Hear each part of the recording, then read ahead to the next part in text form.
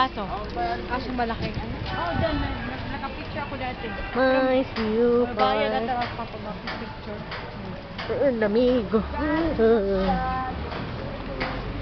Ng mga ano, halaman. Ay, pwede yan sa Davao? Hindi. Hindi ko na alam kung mabubuhay yung ganyan. Asan yung dalawa? Ang ganda.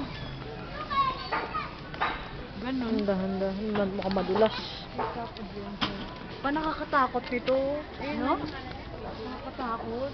Besh, ikaw lang mag-isa ganyan. Ano nangyari?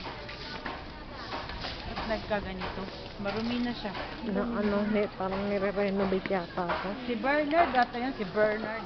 Oh, laki ng aso. Si Imported. Bernard. Ay, may aso pala rito. Oh.